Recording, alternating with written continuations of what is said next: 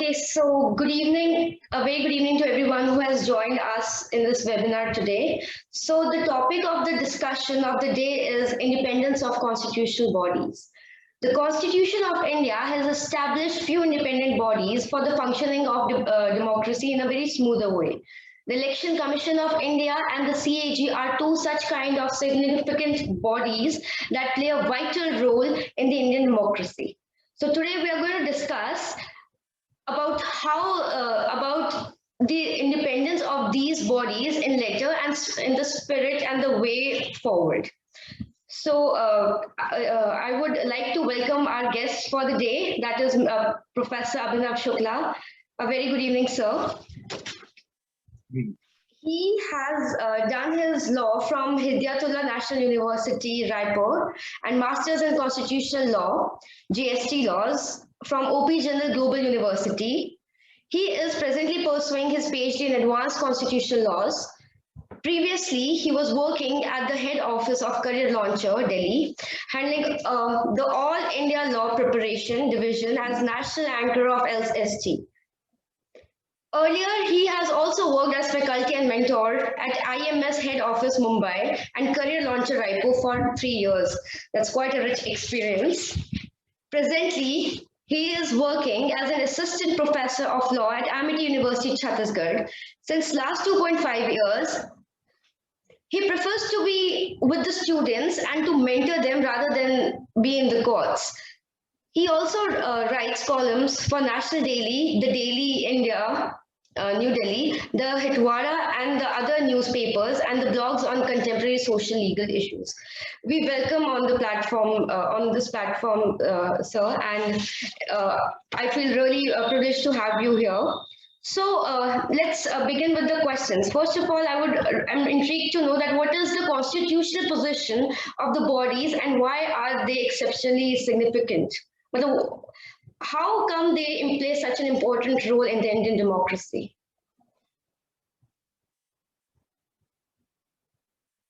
Thank you for the introduction and for the specific question, because this is something which will give the start to our discussion. Because to know about the background, to know about why it is actually significant, and to know about that what is the constitutional position, it is very much significant and very much important to proceed ahead. Because further to talk about what are the issues, what are the concerns, and are there actually any issues, what it is about. So to talk about the constitutional position of these constitutional bodies, if we talk about the Election Commission of India and the CAG, the Comptroller and Auditor General of India, these are known as independent constitutional bodies. Now, what are constitutional bodies? The bodies, institutions, or organizations which have been established by the virtue of constitutional provisions, or which have come into existence by the constitutional provisions, they are known as constitutional bodies. Such as, we have specific articles, Article 324, which establishes the Election Commission of India. We have Article 148, which establishes the Comptroller and Auditor General of India, the Office of the CAG. So these are constitutional bodies, and they get their powers, functions, and duties fixed by the Constitution itself. They derive their powers, functions from the Constitution, and that's why they are the constitutional bodies. Now, why do we call them independent constitutional bodies, or what is the significance of this particular term called independent?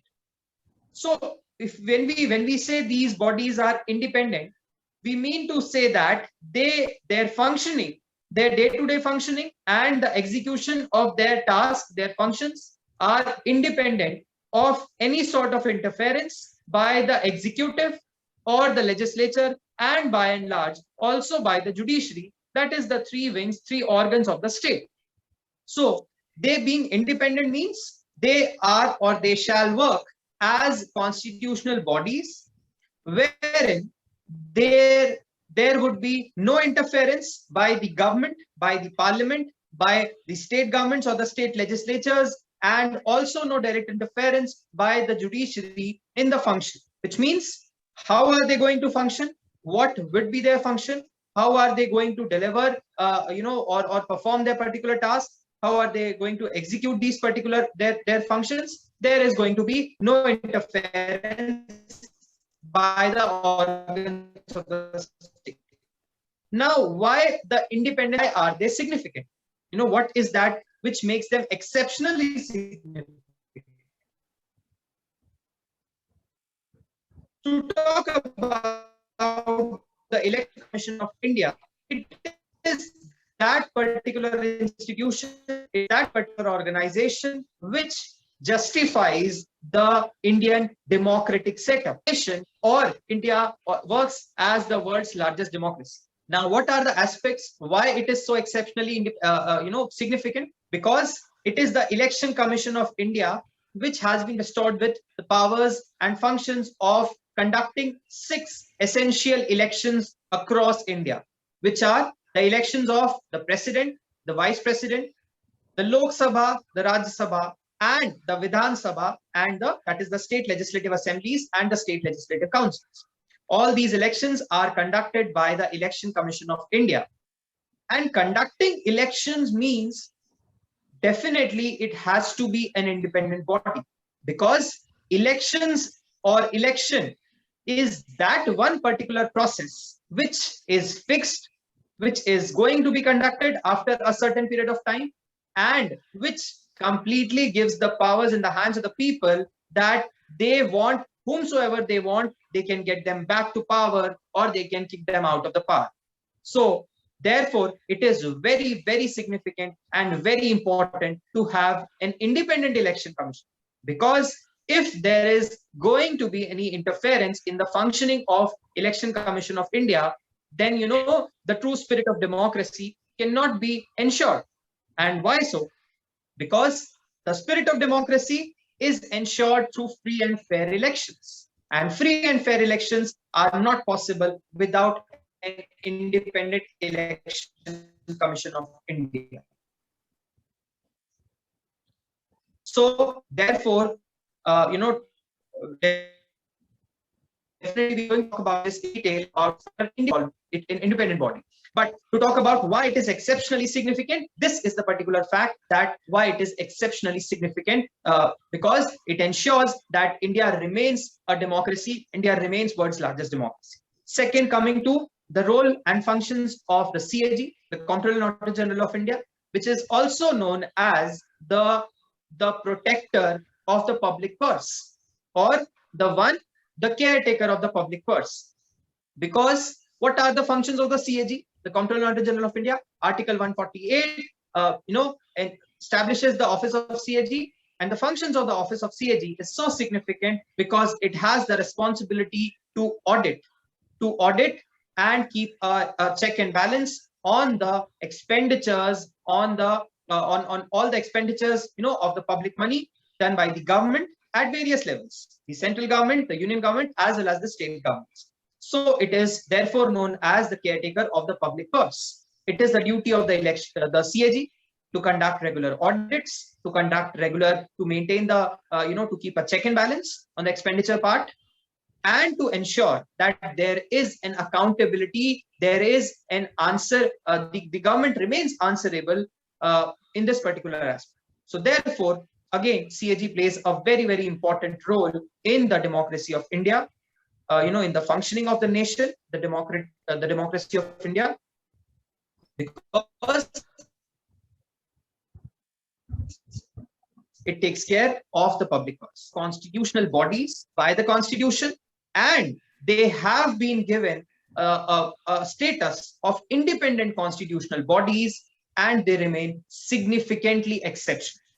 We'll be discussing about why are they independent, or on what basis do we call them independent constitutional bodies. I would like to ask one question here, as I totally agreeing with you that it's a very independent body and it plays a certain significant role in the Indian democracy. The question that struck in my mind is that Election Commission being an independent body which is free of interference from all the other bodies, then how come still in India free and fair elections aren't conducted? what happens to its independence when there is a discrepancy with the ballot machines? Okay. Yeah. Yeah, I would say yes. It's a question which is it's a good question. But some of the aspects of this question we would be discussing in one of the upcoming aspects. But to your question, or to answer your question, I would like to mention that there are two important things that we need to consider over here. One is the political perception, and the other one is the constitutional perception. And we have to see from the very fact that when we pose a question, or when we ask a question that are the elections conducted in India free and fair, or are they really free and fair? This question indirectly takes us to the particular question that is the Election Commission of India really independent? So these two questions are very much interconnected. So for looking into the answer to this question, we need to look into the constitutional perspective rather than into the political perspective, because we can have various political statements, we can have various political, and it's not about which political party is making the statement. In fact, the irony is, I was going through some of the incidents which are right now taking place in West Bengal, Assam, etc., with regards to the question on functioning of election commission, etc. The same political party which is in rule, you can find them completely defending the election commission, the EVMs, and each and every the whole process of the election commission when it comes to the overall question or the national question raised by other political parties. And the same political party, if it is in opposition in a state, you can find them raising questions on the election commission and the function board. So this is one aspect which is a political perspective, but we need to look into it from the constitutional perspective. Constitutional perspective is again taking us to the particular question of, is it really independent? If yes, then how? And how it is ensured that it remains independent?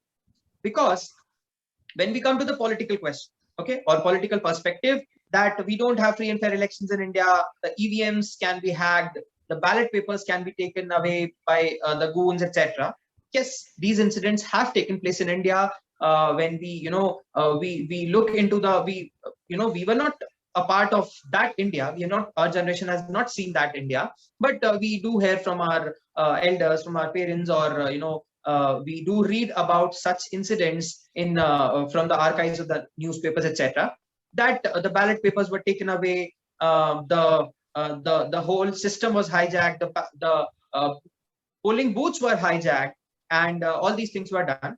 In fact, to ensure that these things don't happen, the EVMs were brought, because it is a machine which can be logged at any point of time, even if it's a hijack, even if the polling booths are hijacked, or even if there is an attack by the goon, the machine has to be logged and it cannot be disturbed. That's what the election commission claims, and they have approved, or whatever it is. It's in altogether a different. But to ensure that the process remains free and fair, and also introduction of several such rules and regulations, such as if there is a reported news or incident of a particular polling booth or an EVM or a ballot paper being hijacked, immediately the election of that particular booth has to be cancelled. Re-election to be conducted. So these factors do remain into question, that do we still have free and fair elections in India? Okay, but coming to the question that do we really have free and fair elections in India or not? A simple answer to this is yes, we do have free and fair elections in India, but we cannot say that it is completely flawless. Flaws are there. Yes, we do have flaws, and there are certain loopholes in which the questions are or can be raised. But again, I would like to repeat it, that the fundamental question for this particular aspect again takes us back to the fundamental question of, is Election Commission of India independent? So we will discuss this in detail in the upcoming discussion. So coming back to the second question that I wanted to ask you is that has there been a recent legal development with regards to the independence of these bodies? Yes, there has been a recent legal development with regards to this. on 11th of March 2020, 11th or 2021, 11th or 12th of March, the Supreme Court of India had delivered a judgment in a special petition filed by the state of Goa. And the matter was with regards to the election commission, state election commission of Goa. So the matter with regards to it was, a serving government officer of the state of Goa was appointed as the state election commissioner, and he was functioning in that capacity as the state election commissioner. Okay. So before talking about this legal position, let us first briefly give a glimpse on what is the constitutional provision talking about the Election Commission of India and the state election commissions. So since the inception of the Constitution of India, we had Article 324, which has established the Election Commission of India right from 1950 onwards, when the Constitution of India was enforced. And along with this, we have the Representation of People Act 1951, which empowers the Election Commission of India with regards to the conduct of elections, etc. And as I mentioned earlier, Election Commission of India primarily conducts 6 significant elections in India, right from the President of India to the Parliament and to the state legislative assemblies. But we did not have the provision of any sort of state election commissions in India. The state election, the existence of state election commissions had come into existence through the 73rd and 74th Constitutional Amendment Act, which had inserted the 11th and 12th schedule in the Constitution, which is the establishment of the third tier government of India, that is the panchayats and the municipal corporations. So to conduct the elections for the state, within the state, that is for the panchayats and the municipal corporations, the Constitution of India had established a new constitutional body, which is the State Election Commissions. Now, the appointment of the Election Commission of India, the Chief Election Commissioners and the 2 election commissioners, is in the hands of the President of India. And the appointment of the State Election Commissioner is in the hands of the state government. And we very well know that the President is the nominal head of Union of India and the Governor is the nominal head of the state, which means they appoint in accordance with the recommendation given by the state government. In the center, maybe the Prime Minister and Council of Ministers, and in the state, the Chief Minister and the Council of Ministers. In accordance with this, the Governor of Goa had appointed a presently serving state government officer, which means he's not a retired state government officer. He's presently serving in the capacity. He was also having additional charges of other departments, and he was appointed as the State Election Commissioner, to which the Supreme Court of India had commented and very strictly given the particular judgment or order that it is a threat to the independence of the State Election Commission. A very important, significant task of electing the third tier government of India, the local self-government. In fact, the local self-government are more significant as compared to the other 2 tier governments, because it is that self-government, it is that third tier of the government which is in direct contact with the people, both at rural and urban levels. So the conducting the independent elections for them is again very, very significant. How can we expect a serving state government officer who is serving in the capacity of an employee of the state government, who has to serve in accordance with the terms and conditions of the state government, because he knows that at any point of time he can be transferred, he can be suspended, and there are a lot of such restrictions, limitations on state government officers serving within the control of the state. He has been appointed as the State Election Commissioner, which even if nobody explains the particular situation, or even if no questions are raised, it is quite obvious that he is going to work in accordance with the expectations of the state government, which is likely to bring some favor. It's not an allegation, again I'm saying, okay, but it's very obvious that if the state government, the political party presently serving in the state government, if it orders something or if it recommends something to the State Election Commissioner, he is a government servant. He's presently a government servant. So it is very much likely to be a kind of a quid pro quo, because in this it has to be you are doing something for the government, and in favor you are getting something.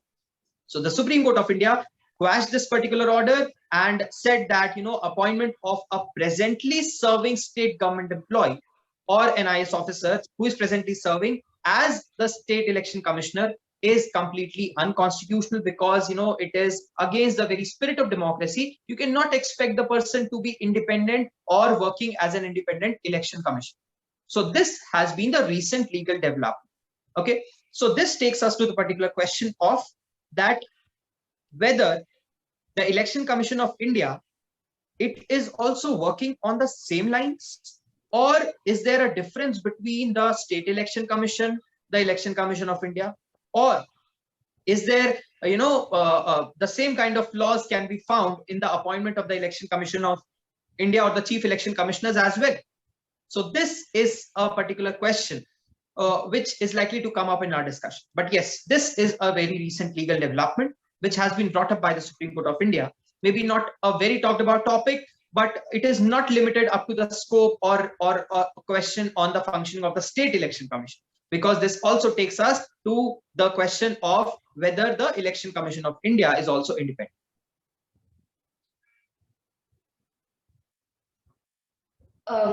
Thank you, sir, for enlightening me with your answer. I have one question here. When we're talking about the state elections, so I'm very much intrigued to know that how is the appointment or the election of a deputy mayor is done?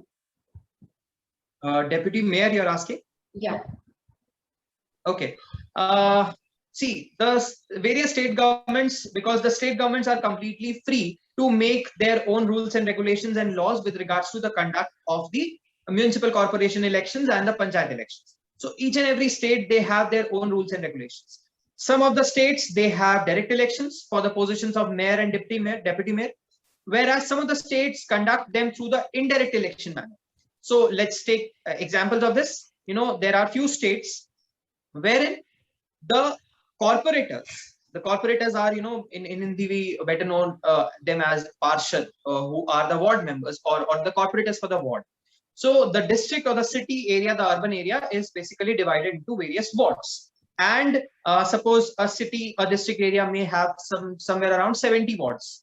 So for each ward, a ward corporator would be elected by the people through direct vote.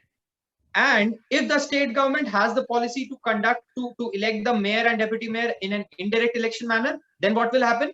The corporators will then, whichever political party will get majority number of corporators, they will elect their mayor or deputy mayor accordingly. The same process happens in the election of the selection of the prime minister and the chief minister. The majority number of member of parliaments and the majority number of MLAs, they will accordingly choose the CM or PM of their political party. So this is one way of election of the deputy mayor or mayor. The second way of election is some of the state governments has this particular policy of they conduct two elections at the same time. So when I, as a member of a ward, I'm going to vote. So I'll be voting first for the corporator of my ward, and the second for the mayor and deputy mayor of my particular city or my particular district, whatever it is. Okay, so these are the two methods of election, direct elections also, indirect elections also, for the selection of deputy mayor or mayor.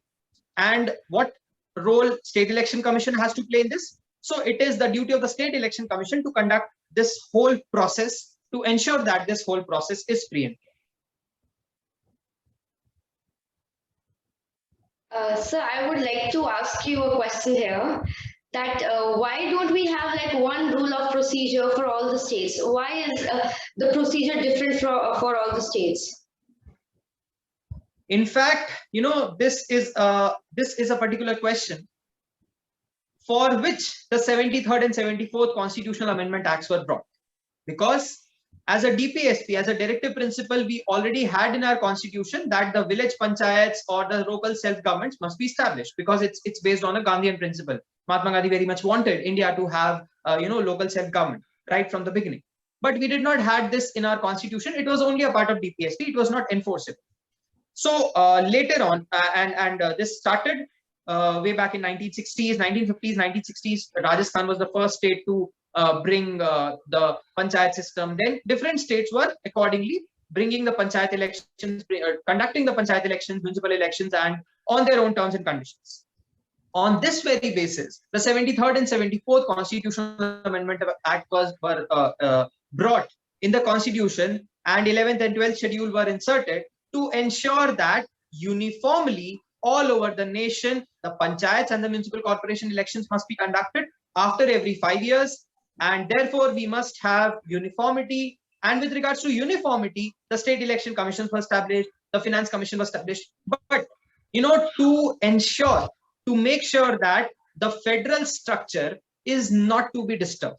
The federal structure as in the second tier of the government, that is the state governments, the chief ministers, the state legislatures, they are themselves having a huge significance in the federal structure of the nation. So just to make sure that they must be given this particular freedom to ensure that in whatever manner they want, they can conduct the elections, considering the socio-political, economic situations of their particular state, the geographic conditions of their state. That's why this freedom has been given to them, that rules and regulations they can make on their own, laws they can make on their own. But yes, considering the particular situation wherein we have differences, we have seen, the state of West Bengal, in the state of Jammu and Kashmir, in fact, for a time it happened in Uttar Pradesh also, there have been a lot of incidents wherein the Supreme Court had to order the government to conduct the third tier government, the panchayat elections, because they were not conducted for a long time. So yes, we can say that there must be uniform laws, at least with regards to a similar set of election process. Let the state government decide the minute process and all these things. But to ensure that the state election commission should work in this manner, shall work in this manner, and the elections shall be conducted in this particular manner.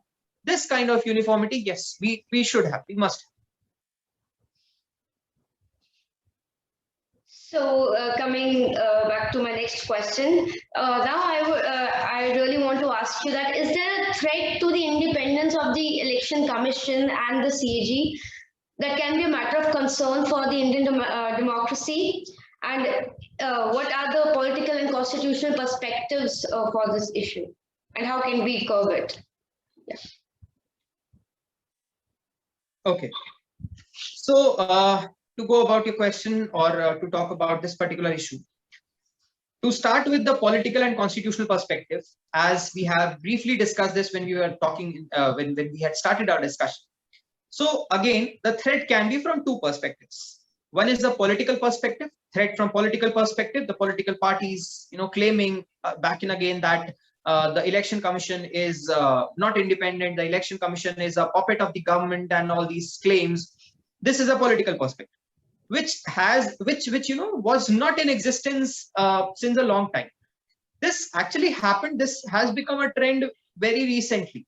We have seen that instead of accepting the loss in the elections, or accepting the particular fact that the people have rejected him or her, or the political party as a whole, the political parties have started taking this as a defense. The EVMs were hacked, that's why we lost the elections.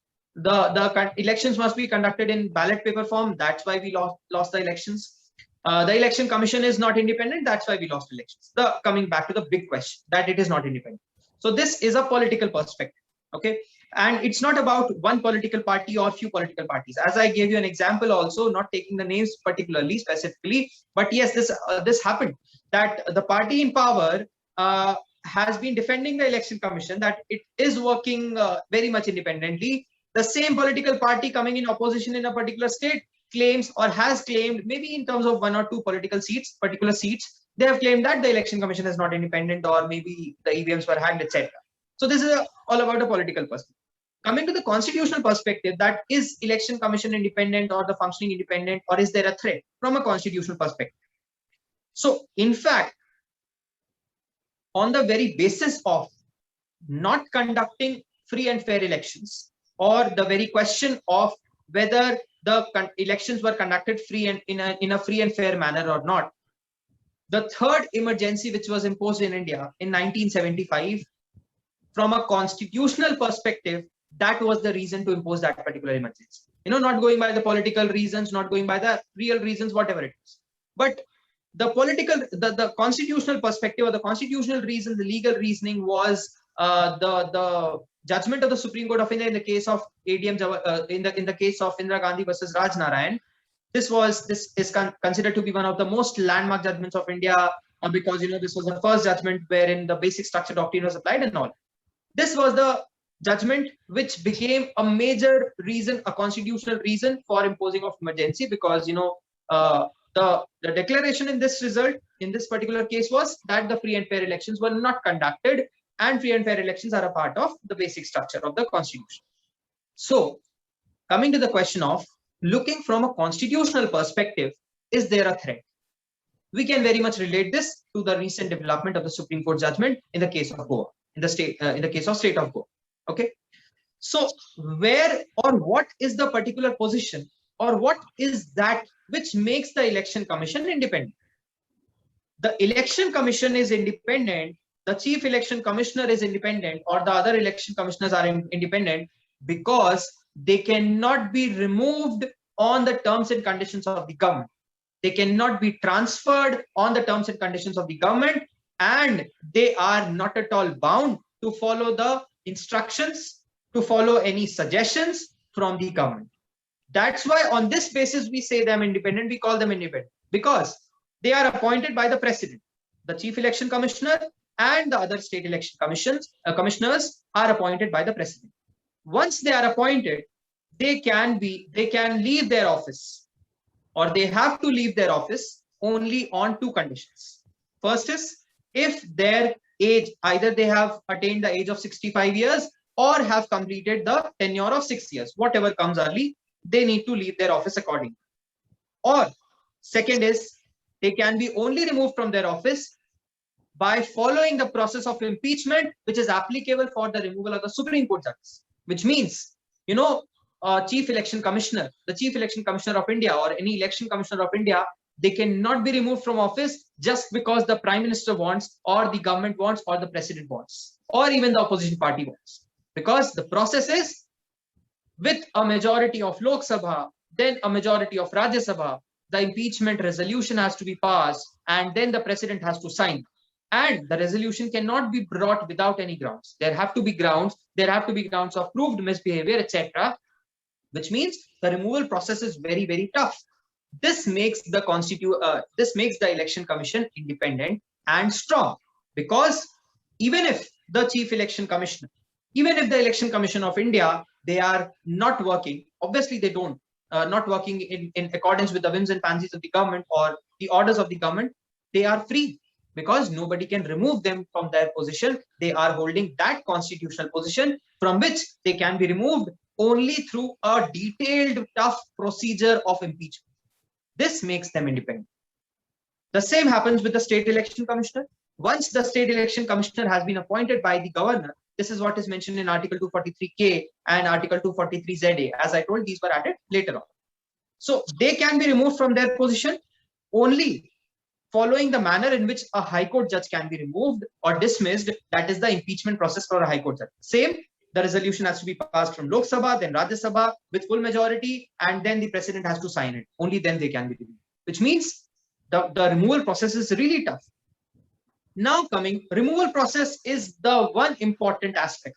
The state election commissioners, and this also is the same for the CAG, the Comptroller and Auditor General of India as well.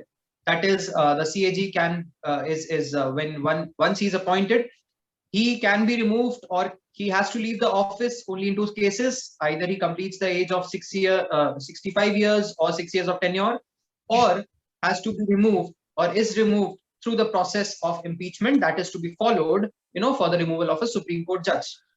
So that is why, with regards to removal, yes, they are definitely independent bodies, because the government cannot remove them, cannot transfer them, cannot take their powers, cannot put them in some sort of disadvantage. Once they hold the position, once they get the position, they are independent, and their functioning, their day-to-day, and in fact, whatever staff they want, whatever support they want, whatever deputies they want, or any sort of such things, the government has to provide them. It's a constitutional duty.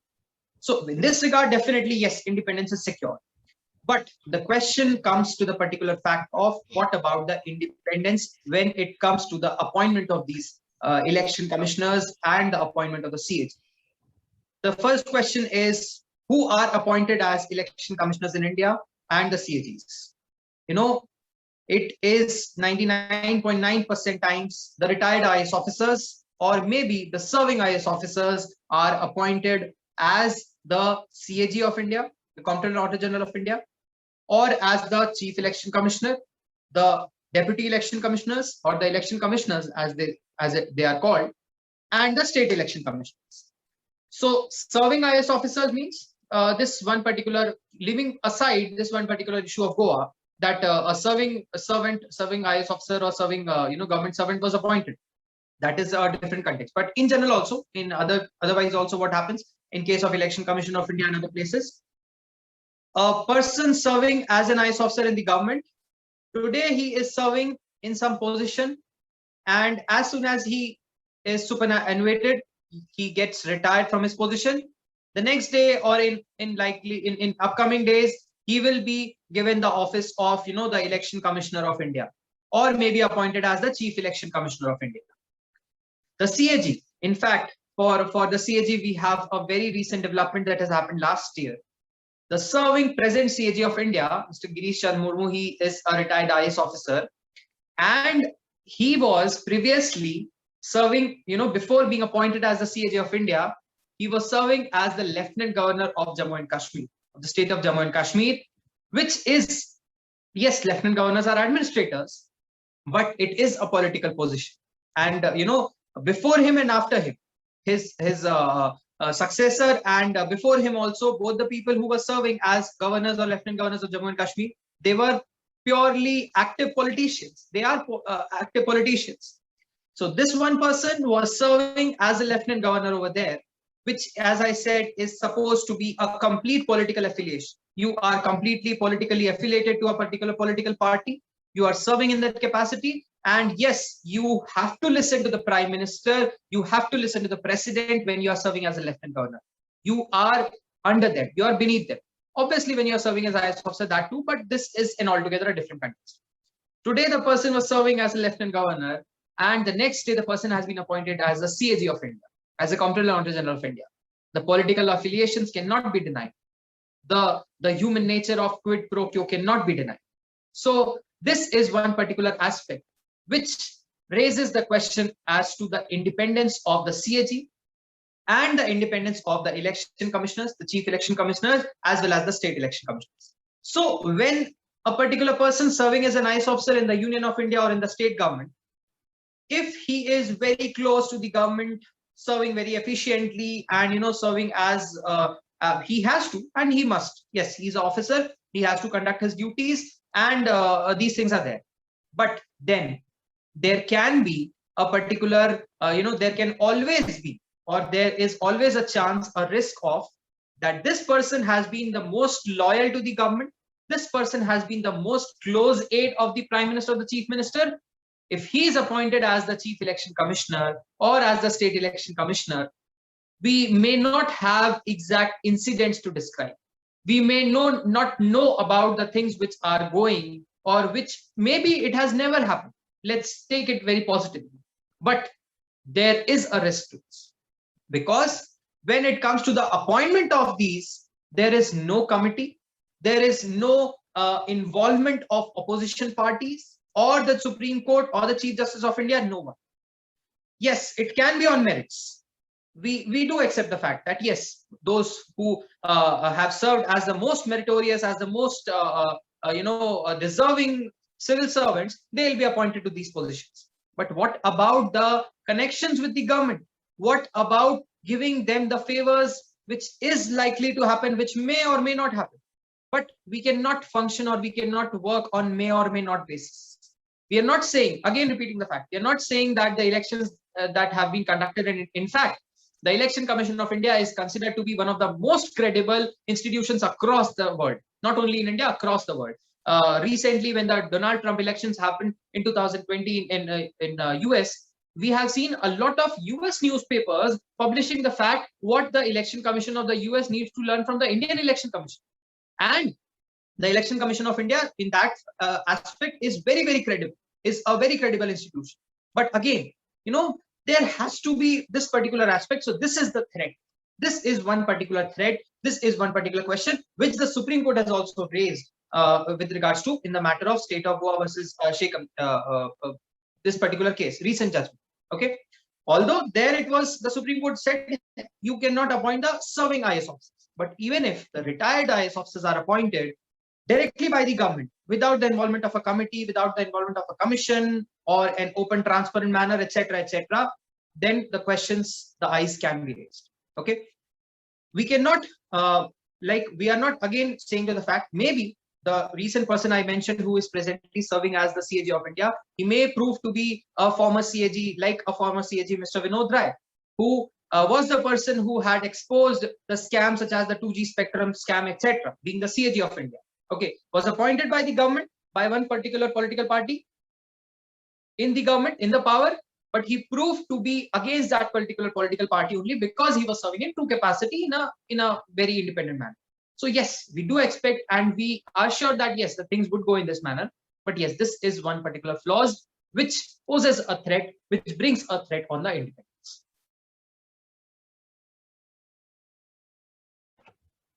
So coming to the next question.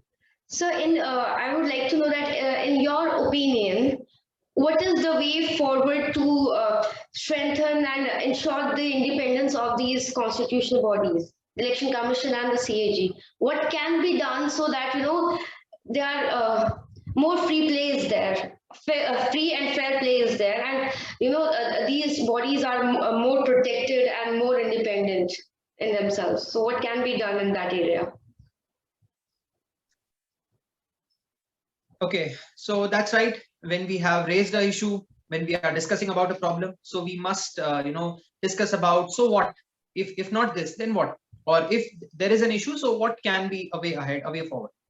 So one thing is very much sure by all of us, this discussions that the CAG and the Election Commission, they are very, very crucial, very significant, and they are powerful as well. Because and why do we say they are powerful? Because, you know, when the elections are declared, the declaration of the date of elections, which is done by the Election Commission of India through a press conference, or the state election commissions through the press conference, it is supposed to be such a top secret context or the whole process that even the Prime Minister, the President, is not supposed to know the dates of election before the press conference is conducted. It is something so significant and so important, because as and when the elections are declared, immediately with immediate effect, Model Code of Conduct is brought into effect. And once the Model Code of Conduct is brought into effect, the Election Commission of India becomes more powerful than the PM and CM in several contexts. Because the PM, CM, the Council of Ministers, the executive, they are completely stopped from doing inaugurations, declaring any schemes, or even for that matter, transferring the officials. The power to transfer the officials is no more with the state government or the central government. It goes to the Election Commission of India. The Election Commission accordingly can transfer the officers from one place to another to ensure independent and free and fair elections. So these are so powerful bodies. These are so powerful institutions. That goes, the same goes with the CAG as well, because, you know, we have had a CAG in India or several times who has kept a check and balance and exposed several such scams, scam as big as 2G spectrum and 2G and the Colgate scam, etc. This has all happened through the CAG reports. So how can the independence be ensured? If there has been a question, if there is a question in this regard, there are other institutions, there are other such significant key position holders in India who may not be holding the constitutional position, such as the CVC, the Chief Vigilance Commissioner of India, the CVC, who is the in charge in this regard, the Chief Information Commissioner of India. These are such people who are appointed through committees. For the appointment of CVC, the Chief Vigilance Commissioner, there is a committee consisting of the Prime Minister of India, the Leader of Opposition, and the Chief Justice of India. So how do they appoint? They bring the names, they call for the names, you know, those who are eligible on several criteria, etc. And on the basis of merit, the appointment is done. If such kind of process is adopted, there is a transparency, which is very likely to happen, because the people from all three different aspects are coming and joining the committee. The Prime Minister is coming from the executive wing, The leader of opposition is somebody who is a part of the legislature, purely a part of legislature, and generally the leader of opposition is not likely to be at the side of the prime minister. Okay, maybe I'm sounding very vague, but in general context I'm saying, and the Chief Justice of India also. So if such kind of committee is there also for the appointment of the chief election commissioners, the election commissioners, the CAG, then this can be one of the solutions. Okay. Second, it can be that there is something called restriction after serving as the election commissioners or after serving as the chief election commissioners. Similarly, after serving as a CAG. Once you have served as the CAG of India, you cannot serve in any other position in the government of India or government of state. Same goes with the chief election commissioner and the other election commissioners. This kind of restriction can be brought even prior to service. So for that matter, the age limit can be increased. As of now, the retirement age is 65 years. You know, this is also a very big reason. The IAS officers retiring at the age of 60, so they are into this race that we should be appointed as chief election commissioners or the election commissioners at the age of 59, 60, so that we get a tenure of 5 years. So maybe the same is the case with the CAG as well. So if the retirement age is increased from 65 to 70, and this has been in demand earlier as well, so then what would happen? The people who have served in various capacities as the government servants or in other capacities as well, they can be appointed only after keeping a cooling off period of 2 years, 2 or 3 years, whatever is finally decided by the legislature after deliberations and etc. So that even if a person is retiring at the age of 60, he'll be eligible to be appointed as chief election commissioner or the election commissioner of the CAG only when he attains the age of 63.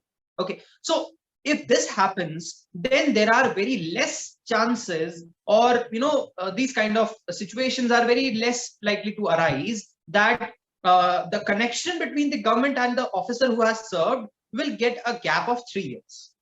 Because as of now, what is happening today, serving as a senior IAS officer, tomorrow serving as the lieutenant governor somewhere, and now serving as the CAG.